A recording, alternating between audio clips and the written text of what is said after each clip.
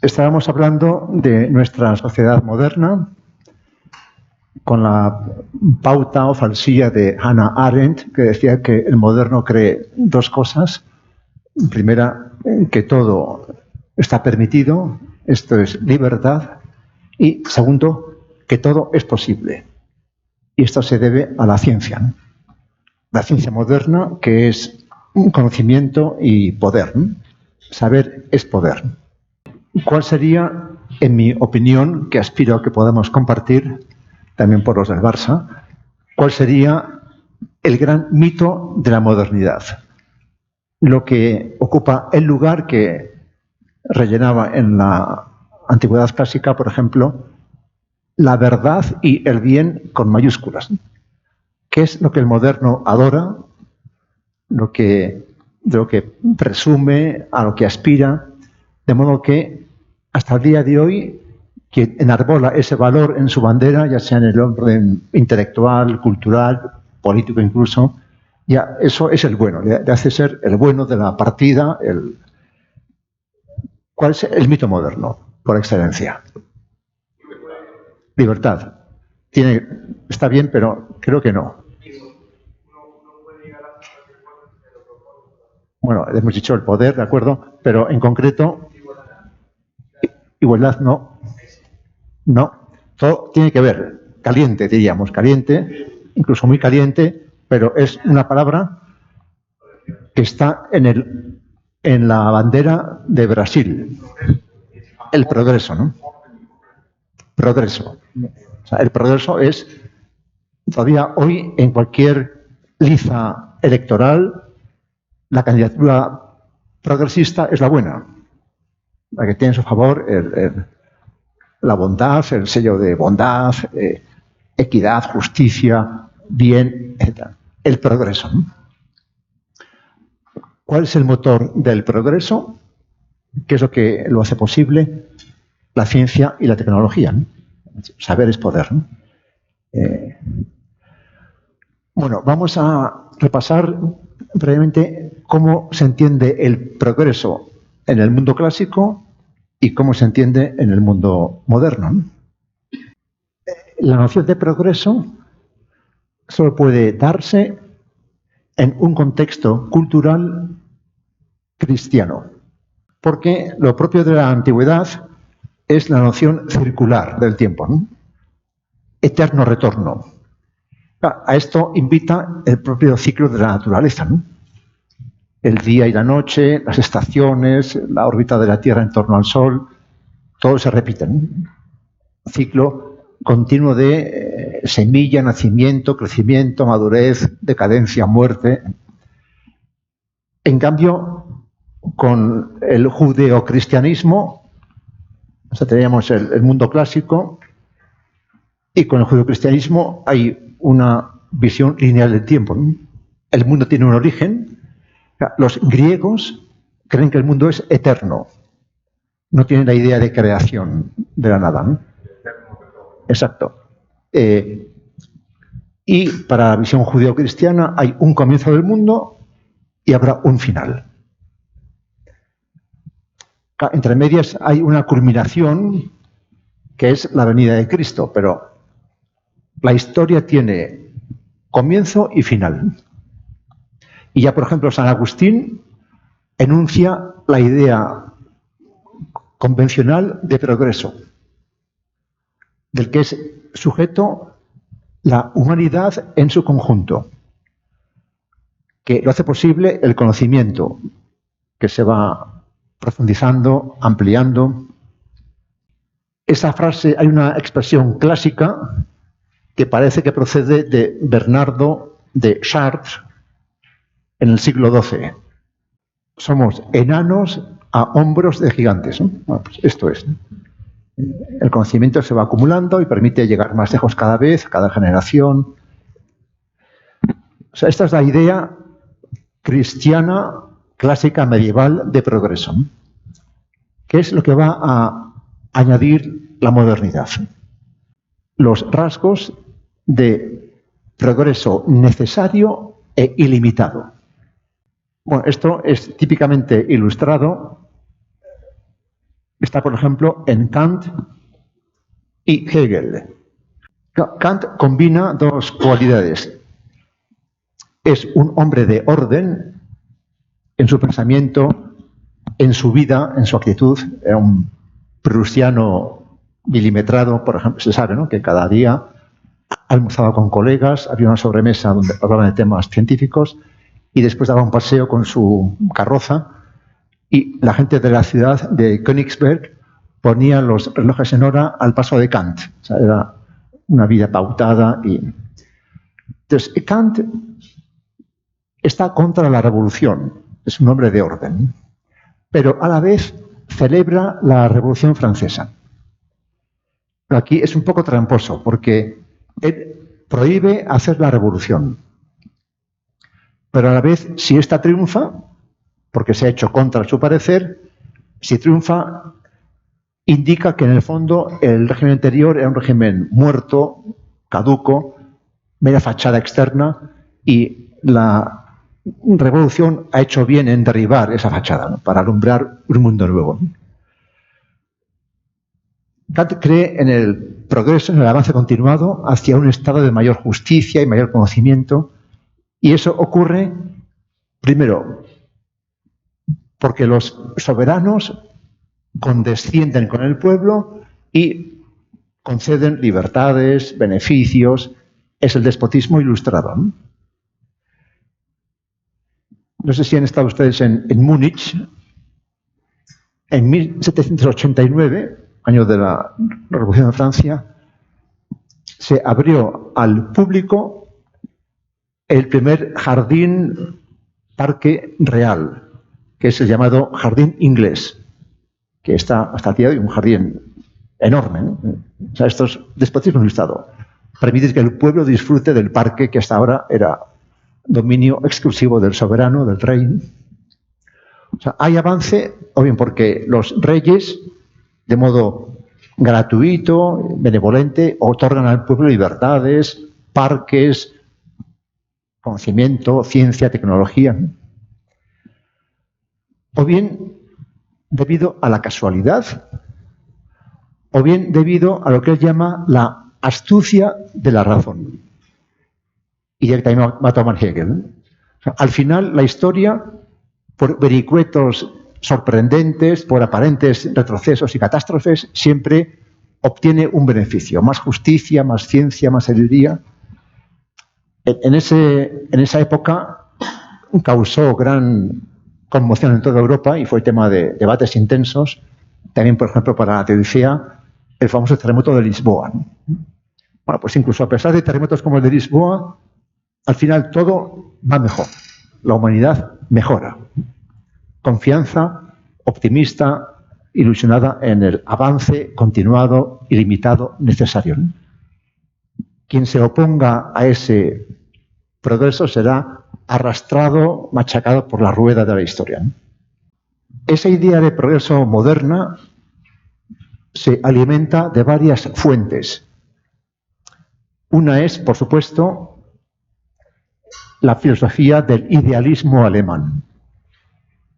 Kant, Fichte, Hegel, etc. Schelling. O sea, el espíritu se despliega en el tiempo, en la historia, en fin, la dialéctica de Hegel, etc. Hay una filosofía que es hegemónica en el continente, que es una filosofía de la historia, como también lo será, por ejemplo, Marx. Marx baja a Hegel a la vida social, digamos, al suelo, ¿no?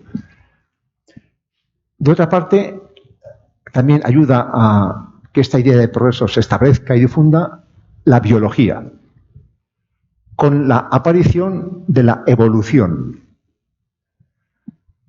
micro y macro, porque al final parece que lo macro reproduce lo micro, o lo micro es lo macro a escala diminuta, ¿no?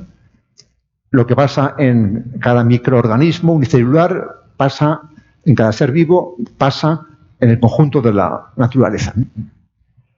Hay una especie de dinámica intrínseca al mundo natural, de modo que si no se impide por factores exógenos, desde una pepita de un hueso de una semilla de fruta sale el árbol, y así desde el primer unicelular, el género humano, etc. Ahí hay una dinámica de avance, de progreso, que luego se va a aplicar a la vida social, al pensamiento. O sea, la biología inspira. Es un fuente que inspira esta idea de progreso moderno, necesario. También el avance de la ciencia y la tecnología contribuye a alimentar esa idea de progreso. O sea, el moderno confía en el progreso. Y ese progreso, ¿en qué termina? ¿Cuál es su término? ¿A qué nos lleva? ¿Cuál es el estadio final del progreso? Pregunto. La liberación. ¿Bien? Bien. ¿Y eso cómo se llama? La utopía hecha realidad, el paraíso. Por ejemplo, el paraíso comunista, ¿no?, de Marx. Que es una paradoja. Porque Marx, el marxismo, primero del 19, tiene una confianza limitada y una fe ciega en la ciencia y la tecnología y la industria para atraer justamente ese paraíso, ¿no? En ese paraíso, Marx lo describe, por ejemplo, de modo clásico en la ideología alemana. O Engels lo hace en el Anti-Düring. Habrá de todo para todos. El hombre verá colmadas todas sus necesidades. Todo lo que pueda anhelar, lo tendrá. Entonces, en una sociedad de este tipo, ¿cuál será el régimen, la estructura social? ¿Qué aspectos tendrá esa sociedad? Donde uno tendrá todo lo que pueda desear, a lo que pueda aspirar. ¿Cómo será esa sociedad? En su estructura, en su funcionamiento, en su régimen. ¿Qué es lo que la caracterizará? Igualdad, por supuesto. No habrá opresión, explotación, etcétera. Tendremos todo de todos. A todo lo que uno pueda desear, lo tendrá, ¿no? En ese paraíso, el Barça ganará siempre por goleada, ¿no? O sea, no habrá empates como el de Mallorca, ¿no? ¿Qué más? ¿Qué habrá o no habrá en ese tipo de sociedad? Claro, no habrá propiedad privada. Si uno tiene todo lo que pueda desear, no habrá robo, no habrá violencia. Así que no hará falta Estado, ni ley, ni policía, ni cárceles, nada. O sea, el Estado desaparecerá, dice Engels. El Estado no es abolido, muere. La humanidad saltará del reino de la necesidad al reino de la libertad. Y es curioso porque, claro, Marx hace una descripción de la vida del día a día en esa sociedad de paraíso que es muy citada porque contradice un poco su pasión por la industria y la tecnología. Dice, en ese paraíso, ¿qué hará el hombre? Cazar por la mañana, pescar a mediodía o en la tarde, criar ganado al atardecer, al anochecer, y después de la cena escribir una crítica. O sea que el ideal es al final una vida de campesino, campestre, ¿no? Cazar, pescar, criar ganado, y yo ya cuando ya es de noche uno se pone a escribir una crítica literaria o el ideal del paraíso comunista de Marx. O sea, paraíso comunista, sociedad capitalista de la abundancia, confianza en la ciencia, tecnología, que nos va a traer la felicidad, la abundancia, el bienestar y la justicia, el conocimiento, el saber, etc. Progreso, ¿no? Bien, ese veremos mañana el próximo día, tocará ver de la posmodernidad, es decir, de la crisis de la modernidad, como ya se ve que esa idea de progreso hoy pues, no tiene mucho recorrido, ¿no? Nadie adora ese progreso con mayúscula y en singular. En todo caso, admitimos en algunos sentidos avances, progresos, ¿no?, con minúscula, y en otro sentido retrocesos, ¿no? O sea, hay que ser un poco matizados y ya nadie pensará que todo va a mejor en absoluto y para siempre y sin límite y sin sombra. No, no. En algunos aspectos estamos mejor, en otros peor. Es lo que hoy diría cualquier persona, en el término clásico, avisada, o sea, discreta, sagaz. Bien. Pero el mito ha estado vigente hasta... Igual, o sea, la gran crisis de la ilustración moderna, cuando se acaba el optimismo, es con la Primera Guerra Mundial. Ese es el crack, ¿no?, de la modernidad. Bien. Voy a hablar, en lo que queda, de otro rasgo clásico, típico de la modernidad ilustrada, porque hoy celebramos su Día Internacional. Hoy es el Día Internacional de la Salud Ambiental. Hoy, día que se celebra desde el año 2011. Hemos dicho, saber es poder. La ciencia y la tecnología. Ese poder se va a aplicar de entrada, en primer lugar, al mundo natural, a la naturaleza física. Esto se llama revolución industrial. Las chimeneas, las fábricas, la producción en masa. Por supuesto que los coetáneos, en el comienzo del siglo XIX, advierten que ese desarrollo industrial tiene efectos negativos, ¿no? Contaminación del aire, de la tierra, del agua, deforestación, etc. Pero dicen los capitanes de la industria, tranquilos, es verdad. Pero la naturaleza es fuerte, potente, y ella tiene capacidad para autorregenerarse, así que no hay problema.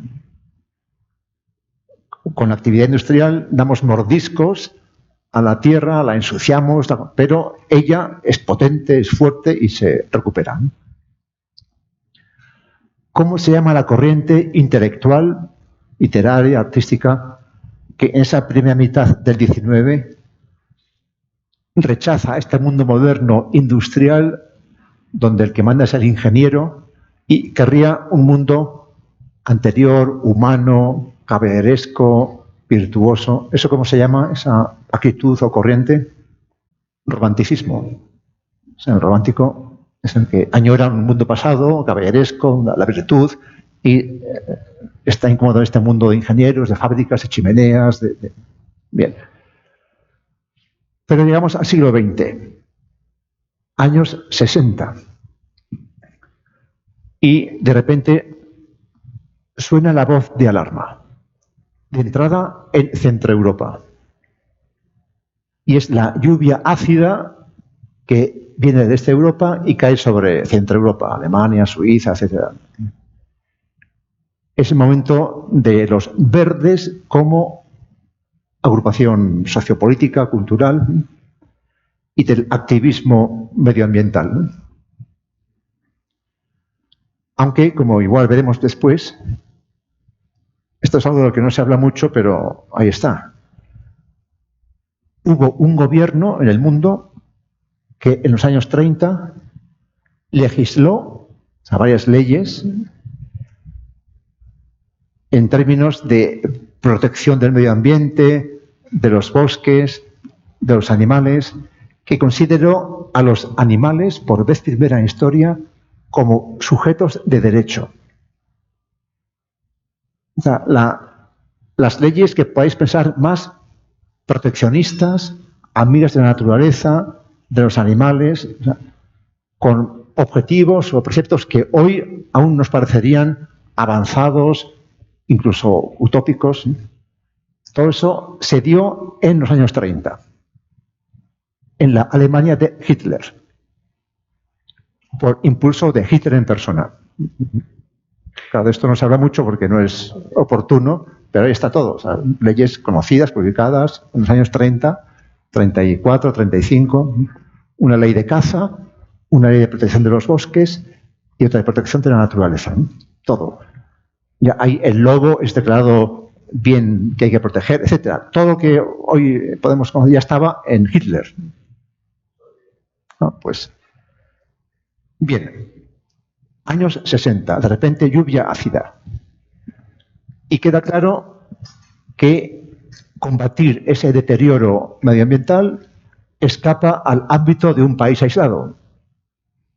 Así que, ¿qué hacemos si se plantea un problema que se considera grave, una amenaza peligrosa, que ningún país en solitario podría afrontar? ¿Qué se hace? ¿Quién deberá intervenir? ¿Quién intervino de hecho?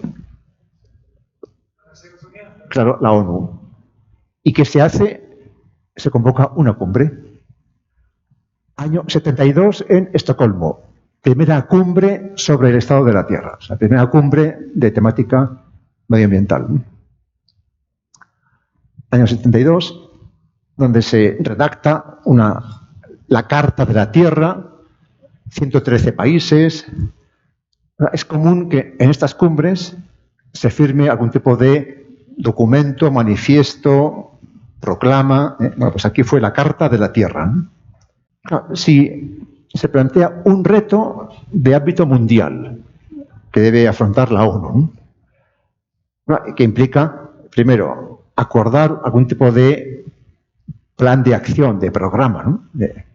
Claro, luego hace falta que los estados incorporen esas propuestas a su legislación y que las cumplan, lo lleven a la acción política, ¿no?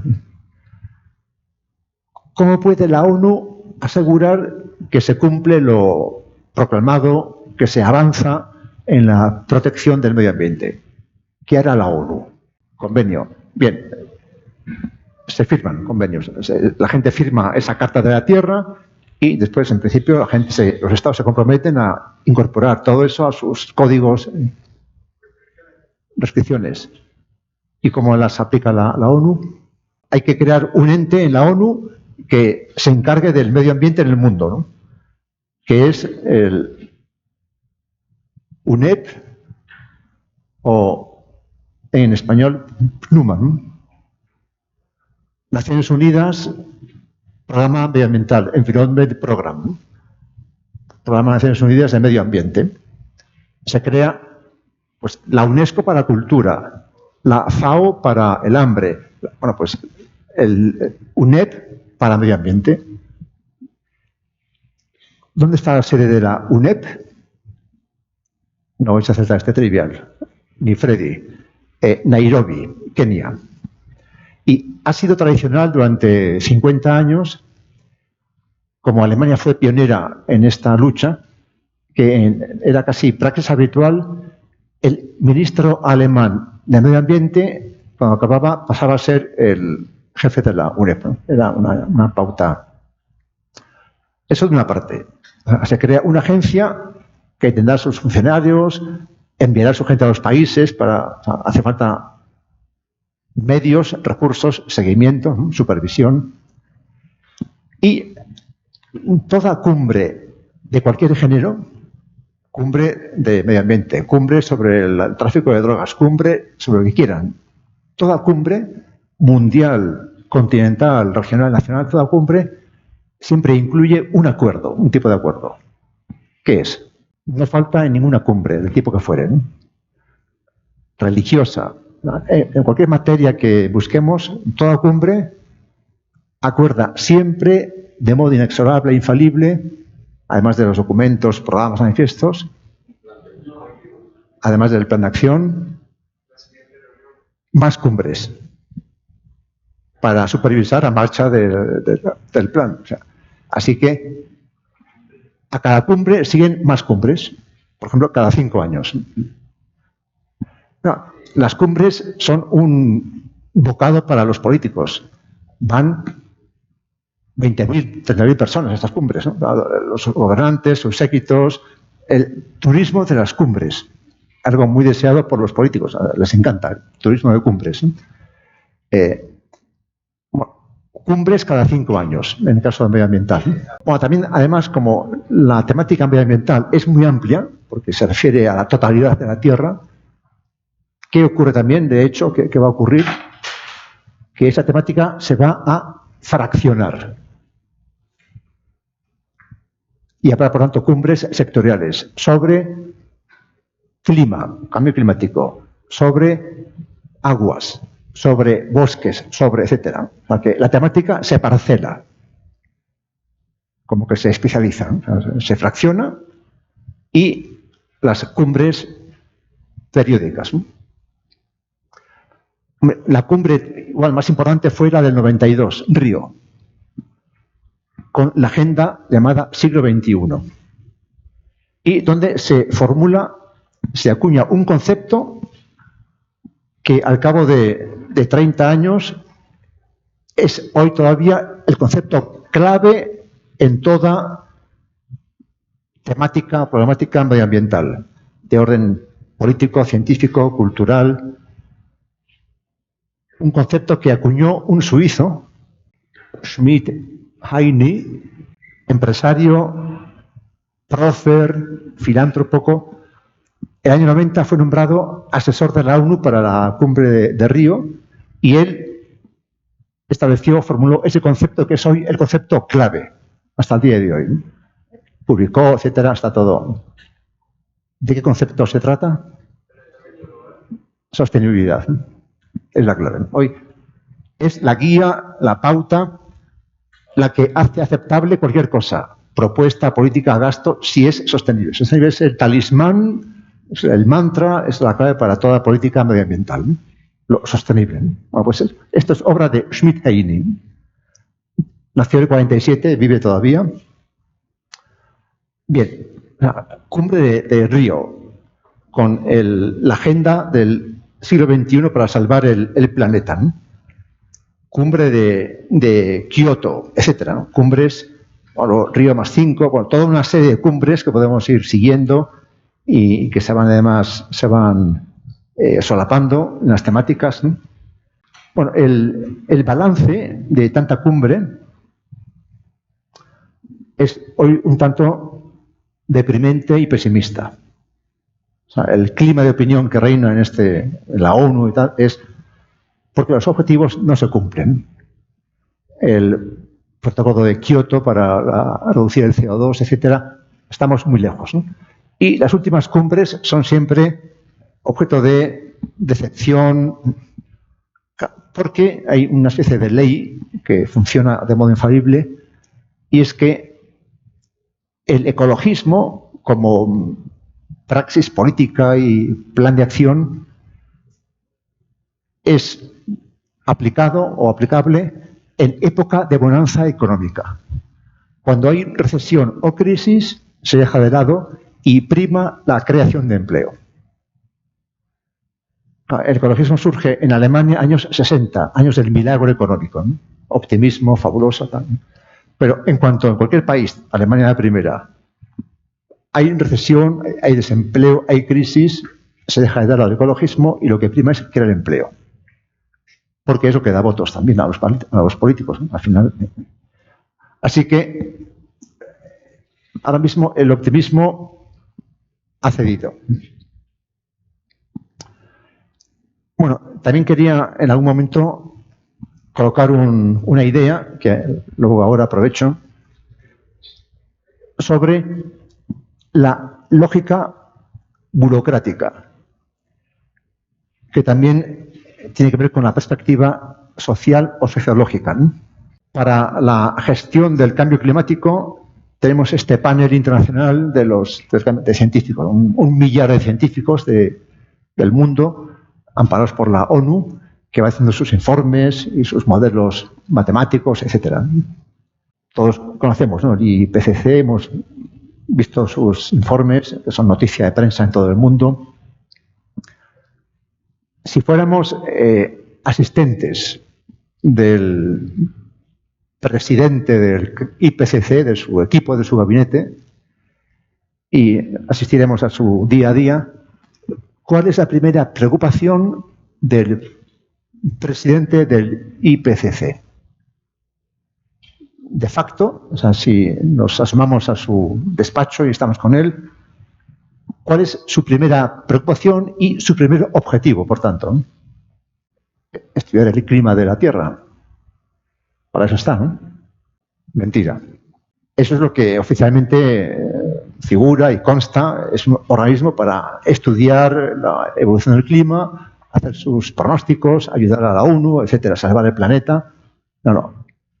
Lo que realmente le preocupa al presidente, ¿qué es? Asegurar su presupuesto anual y si puede incrementarlo. Es su primera preocupación, ¿no? Esto dará un cierto sesgo a sus informes. No digo que sea un mentiroso, pero si dijera que el clima va de maravilla, igual se cierra el tinglado, ¿no? El negociete, ¿no? Entonces, de modo inevitable, como él quiere mantenerse en el puesto, quiere asegurar su equipo, incluso ampliar, se puede, eso tiñe de cierto alarmismo sus informes. Es la lógica burocrática, ¿no? Otro ejemplo. Año 89 cae el muro de Berlín. Año 90 se derrumba el comunismo soviético y de los satélites, ¿no? Asombro, sorpresa, algo inesperado. ¿Cómo es que la CIA no supo adivinar esa crisis interna del bloque soviético, ¿no? Lo mismo. Vamos a colarnos en el despacho del jefe de la CIA en Langley, Virginia. ¿Cuál es la primera preocupación del director de la CIA? Asegurar su presupuesto y si puede incrementarlo. Con lo cual eso le lleva a pintar una amenaza comunista tremenda. No porque mienta, pero es la coloración que da al trabajo la condición de burocracia. O sea, toda burocracia tiende a asegurar su posición, su plantilla, su presupuesto y, en lo posible, ampliarla con nuevas atribuciones, nueva plantilla, nuevas plazas. Don Javier me ha oído exponer esta lógica, por ejemplo, en el ámbito de la medicina. De repente en Occidente nacen menos niños, hay menos infantes. ¿Cómo reacciona ante esto la pediatría? Ampliando el concepto de niño hasta los 18 o 20 años. Tenemos gente mayor de edad que puede votar, casarse, ir a la cárcel, que va al pediatra, ¿no? Claro, porque hay en juego plazas, campos de hospital, presupuesto, plantilla, todo. ¿Por qué surgen nuevas enfermedades, nuevos síndromes? Cada manual de diagnóstico es más gordo que el anterior, ¿no?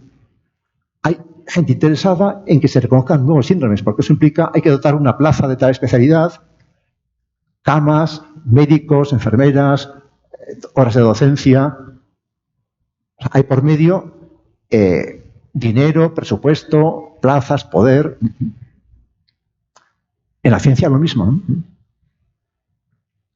O sea que el científico, el médico, el espía son también humanos y quieren poder, dinero, influencia, recursos, personas, mando, etc. Entonces hay que tenerlo en cuenta. Esto es lo que aporta la perspectiva sociológica, ¿no?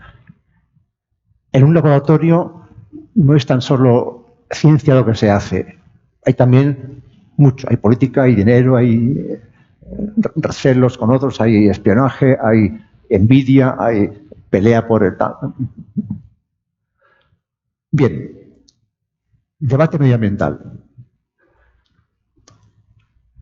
La crisis es patente.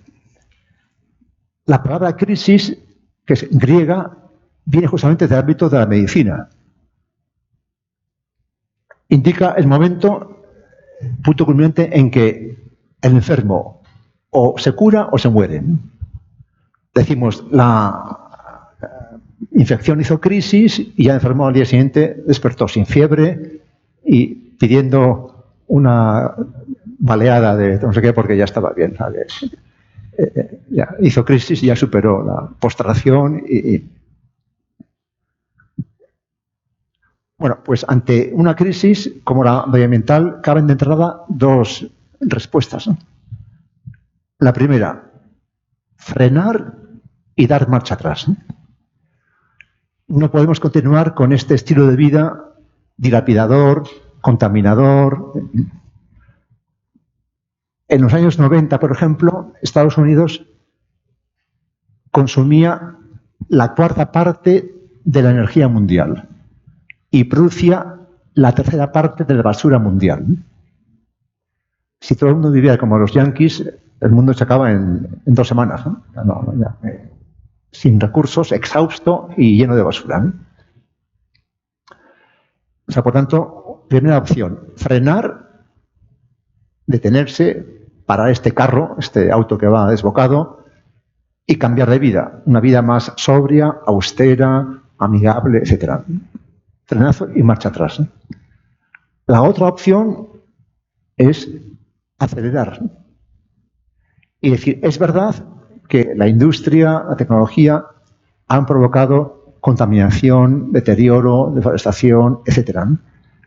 Pero el remedio es más tecnología, más ciencia. Hay que incrementar el gasto, la inversión, por ejemplo, energía. Bueno, pues si lográramos, ya no sé si es el nuevo reactor de fisión o de fusión, bueno, pues el que toque, pues ya los males del mundo mundial resueltos para siempre, ¿no? Así que hay que dedicar cientos de miles de millones a ese tipo de reactor para lograr esas dos opciones.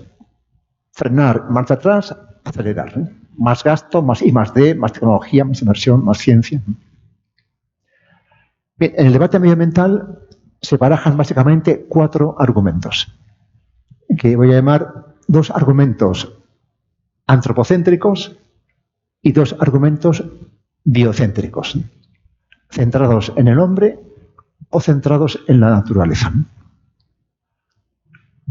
Primer argumento antropocéntrico. La Tierra como fuente de recursos. ¿De qué va la economía como ciencia y como praxis? De la producción y asignación de recursos en un contexto de escasez.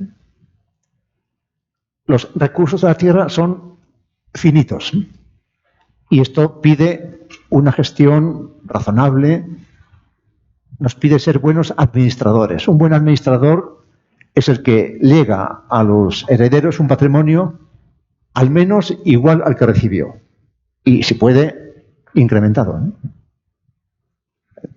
Especies que desaparecen, bosques talados, etcétera. Aguas, tierra, mar y aire contaminados.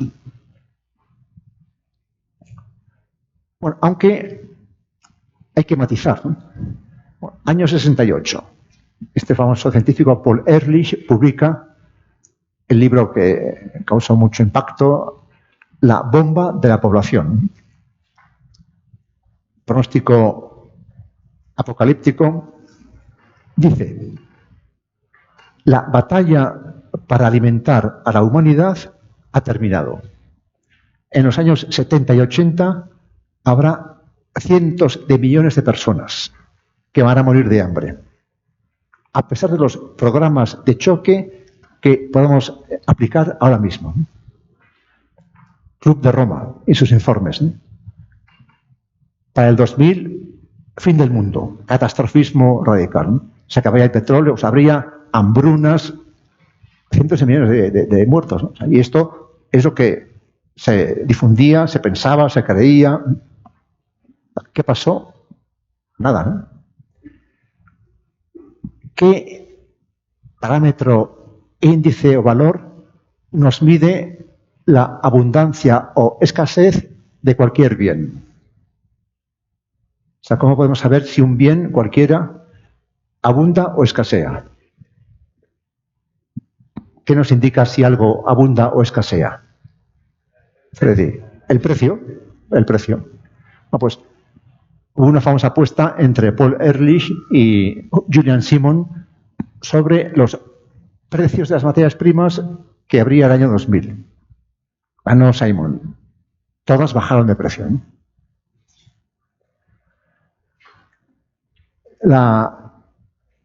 Los países que producen petróleo tienen un cartel, la OPEP, con sede en Viena, y durante años era el jefe de este cartel el jeque Yamani, el ministro saudí de petróleo, con una frase famosa. Así como la edad de piedra no terminó porque se acabara la piedra, la edad del petróleo no terminará porque se acabe el petróleo. Hoy hay más petróleo que nunca antes en la historia. Yacimientos nuevos, técnicas nuevas para extraer el fracking, etc. O sea que es verdad que los recursos son limitados, pero hay nuevos yacimientos, nuevas tecnologías, nuevos materiales sintéticos de carbono, motores de porcelana, fibra de carbono, etc. De repente, y además la Tierra dentro que es o que tiene minerales para vender, para que es cuestión de perforar y bien, pero aún así la Tierra es limitada y debemos ser buenos administradores, no malgastar, no desperdiciar, no dilapidar, ser sobrios, austeros, etc. Segundo argumento, la Tierra como fuente de esparcimiento, turismo. Aquí hay un conflicto entre el turismo, que es un fenómeno de masas, cada año 1.000 y pico millones de personas viajan para visitar países, etc. Pero esa masa de gente viajando y visitando contamina, ¿no? Los vuelos, los aviones, hay que hacer infraestructuras, autopistas, hoteles, etc. ¿Qué debe primar? ¿El disfrute del turista o la custodia del medio ambiente? Por ejemplo, un país como Namibia, que vive del turismo de los safaris, ha limitado de modo voluntario el número de visitantes a 700.000 al año, ¿no? Para no... o sea, se van poniendo trabas a accesos, a visitas, pero aún así, si me preguntara a los naturales del lugar, ellos querrían turismo, porque es de lo que van a vivir, ¿no? En cambio, el ecologista quiere que no haya turismo, porque esa pista de esquí o esa tal va a hacer daño a una especie natural local de lagartijas rojas que son tal y que el concreto de la carretera las va a matar, etc. Bueno, son la tierra como fuente de esparcimiento provoca conflicto, ¿no? Entre la protección del medio ambiente, de especies naturales, etcétera, locales, y el bienestar económico. Navarra, por ejemplo, que algunos conocen, tiene valles en el Pirineo, valles preciosos, pero pobres, ¿no? La gente joven huye, no hay trabajo, ¿no? Entonces el turismo es una solución, ¿no? Durante años hubo un debate sobre una pista de esquí en el valle de Belagua, ¿no? Que si se construía, pues amenazaba a un par de especies locales, ¿no? Bueno, debate interminable, ¿no? Esto ocurre en cualquier lugar del mundo, ¿no? ¿Qué prima? ¿El respeto a parajes preciosos o vamos a entrar al turismo que va a contaminar, a ensuciar en todos los terrenos, acústicamente, con la basura? A mí me gusta mucho el monte. Cualquiera que pague $30.000 es subido al Everest. Cualquiera. Un abuelo, o sea, cualquiera, ¿no? Y hoy el Everest, o sea, yo no he estado, pero lo sé, es público, es sobre todo un enorme basurero. Que ahí es basura, ¿no? De hecho, el gobierno de Nepal obliga a los que suben a que bajen tantos kilos de basura, ¿no? La obligación de empezar a limpiar el basurero, ¿no? Bien, estos dos argumentos, como hemos visto, conciben el medio ambiente al servicio del hombre, como proveedor de recursos o como proveedor de ocio, esparcimiento. Dicen ecologistas más radicales que esa es una óptica rechazable. No podemos subordinar la naturaleza al interés humano. Hay que respetarla por sí misma, ¿no? Con dos argumentos. El argumento del equilibrio natural y el argumento del pacto jurídico. Equilibrio. Se dice, el hombre es la especie que más daño ha causado al planeta, ¿no? Estropea, invade, deteriora, elimina. Tiene que respetar el equilibrio natural, ¿no? No debe entrometerse, no debe intervenir, no debe... Y el otro argumento propone un pacto legal con la naturaleza, ¿no? Hace unos meses el gobierno de Nueva Zelanda reconoció a un río de los maoríes, un río sagrado, como persona jurídica. Y se firmó un pacto para... ¿Qué nos parecen estos dos argumentos? ¿Son plausibles? ¿Son aceptables? ¿Weston, qué te parecen? ¿Suenan bien? Sí, ¿no? Aunque si pregunto es que hay trampa. Entonces, ¿qué responder, no? ¿Nos convencen o hay trampa? Y si hay trampa, ¿cuál es la trampa, no? Hay trampa. Y es que en el fondo los dos son también antropocéntricos. Porque ¿qué es equilibrio natural? Una idea que pone el hombre.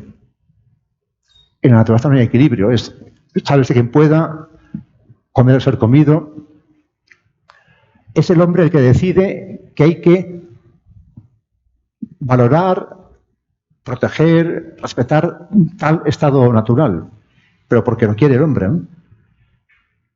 Si hubiera una tercera guerra mundial, como decía Einstein, en la cuarta, como herramienta de guerra, se usaría el hacha de piedra. O sea, la humanidad exterminada. Entonces, ¿quién mandaría en la Tierra? Las bacterias. Las bacterias felices, ¿no? Para ellas, el paraíso, ¿no? Porque hay que preferir un estado a otro. Ya Hitler declara el lobo especie protegida, ¿no?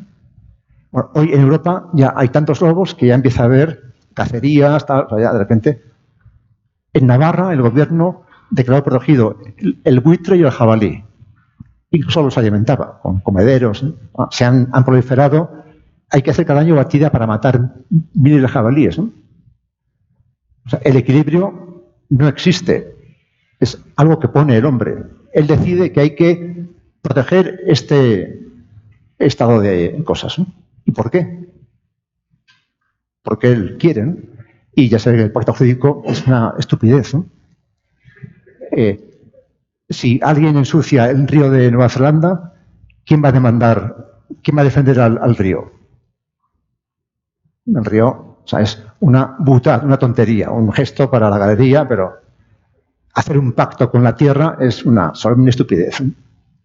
El río, el monte, el volcán no son sujetos de derecho que puedan negociar con el hombre, ¿no?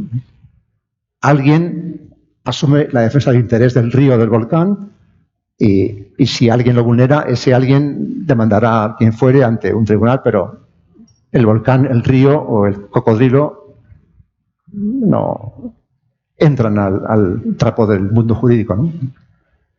O sea que al final es siempre el hombre el que decide, quiere, se propone, pretende ser o no respetuoso o agresor o... Es evidente que hay suciedad, contaminación y, por ejemplo, a mí como visitante de ese continente durante 30 años, me llama la atención cómo los latinoamericanos aprecian tan poco la naturaleza. Y para empezar, la conocen tan poco. En mi opinión, un quinto argumento sería el de estimular la amistad con la naturaleza. Esto implica conocimiento. Y aquí el latino vive de espaldas a la naturaleza. Y la ensucia. Vamos, no hay conciencia de respeto al medio natural, no hay, ¿no? Por ejemplo, hay en Centro Europa y en Escandinavia escuelas de primaria, a la jardín de infancia, que dan clase en el bosque, en verano y en invierno. Se abrigan, o sea, no hay aulas, hay bosque, ¿no? Y eso tiene un efecto fabuloso de niños que crecen más sanos, más fuertes, más observadores de los fenómenos naturales, de los pájaros y de todo, más sensibles, mayor capacidad auditiva. Es una cascada de efectos positivos, ¿no? Conocer la naturaleza. Si uno la conoce, la apreciará. Si uno es amigo de la naturaleza, si un amigo tiene un problema, una dificultad, es evidente que le ayudamos, ¿no? No le pedimos, a ver, toma aquí un formulario, rellénalo y a ver si puedo no ayudarte. No haría falta, bueno, si somos amigos, sale espontáneo ayudar al que lo necesita. Habría que, como política de base, favorecer un conocimiento de la naturaleza. Hemos comentado que desde hace unos años en el planeta Tierra hay una mayoría de urbanitas, gente que vive en ciudad. Los niños de la ciudad, europeos, no saben nada de lo que es una manzana, de dónde viene la leche o los huevos, no tienen ni idea de nada, ¿no? Pues ya empieza a haber, por ejemplo, en Europa, granjas donde van los niños en verano para saber cómo se ordeña una vaca, de dónde vienen los huevos, el trigo, cómo se hace pan, etc. No saben nada, ¿eh? Nada. O sea, favorecer un conocimiento de la naturaleza, del medio natural. Bueno, esto es una parte. Y de otra, ideología política, ¿no? Bueno, voy a entrar a un tópico que ahora está menos presente, pero durante años fue muy... el de la capa de ozono y su agujero, ¿no? Bueno, esto es la Antártida, esto es tierra y esto es hielo. Espesor medio, 3 kilómetros, ¿no? Y esto es un volcán llamado Erebus. Pueden encontrar información en Google, no es ningún secreto que yo sepa. Bueno, está activo y todo lo que el volcán expulsa, como hay tantos fríos alrededor, va para arriba, ¿no? El diferente potencial implica que va para arriba, ¿no? Bien, pues curiosamente, el agujero de la capa de ozono, el ozono es una especie de camiseta, de polera que protege la Tierra, ¿no? Frente a algunas radiaciones solares, ¿no? Dicho, como no está el doctor Garay, podemos entender una física de bolsillo y doméstica, ¿no? Bien, y de repente aparece un agujero que a quién se atribuye como culpable y responsable. Bueno, a los FCC, ¿no? Los fluorocarbonatos, etcétera, ¿no? De los sprays, de los frigoríficos, ¿no? Bien, pero curiosamente ese agujero de ozono está encima del Erebus, ¿no? Algo tendrá que ver el volcán, tal vez, ¿no? Con el agujero de la capa de ozono, ¿no? Porque el volcán es inocente. Él no tiene culpa de que sea un volcán, ¿no? En cambio, los que fabrican neveras y tal son capitalistas a los que hay que, etcétera. O sea, que aquí hay un componente claramente ideológico, ¿no? O sea, hay que diferenciar en este tipo de cruzadas, movimientos, lo que es el grano tal de la paja ideológica que acompaña con frecuencia porque, simplificando, la izquierda clásica tradicional, basada en el movimiento obrero, etcétera, Marx y compañeros, está en crisis. Porque, de entrada, esa izquierda que propugna la revolución, en el fin del 19 renuncia a la revolución. Esto es obra básicamente de Eduardo Bernstein, por ejemplo, que es el origen de la llamada socialdemocracia, ¿no? Porque se ve, los obreros son mayoría en esta sociedad industrial, con lo cual, si renunciamos a la revolución violenta y vamos a las urnas, ganaremos, porque hay mayoría obrera. O sea, que aquí hay un cálculo táctico. O sea, no hace falta la revolución. Por el voto llegaremos al poder, ¿no? Aunque lo que no se previó por parte de estos es que esos obreros, en cuanto prosperan y les va bien, se vuelven conservadores, ¿no?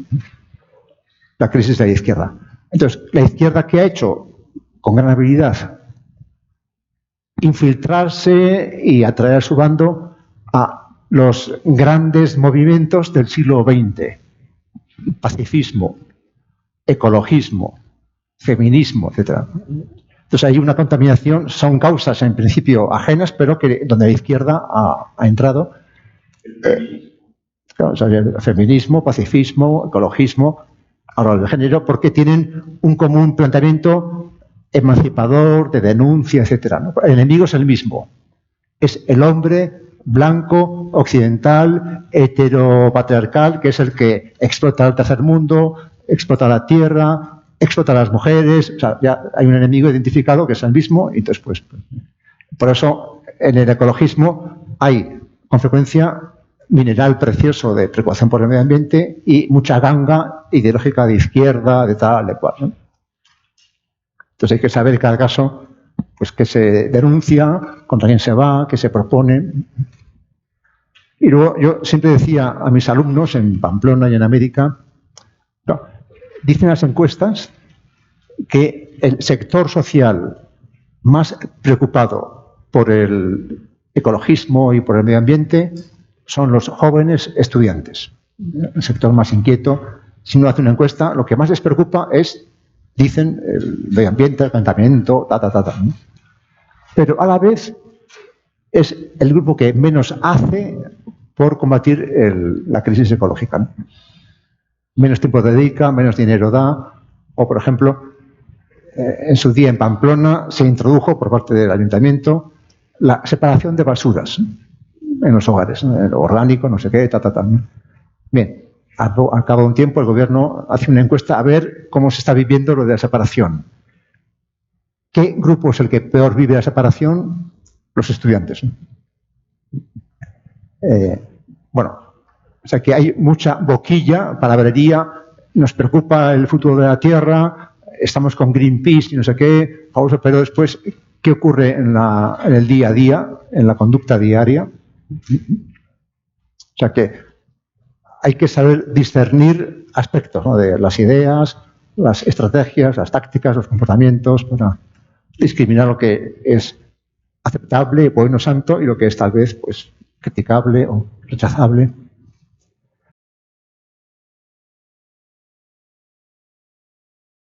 Hombre, siempre cuando acaba una guerra hay de entrada alivio, optimismo.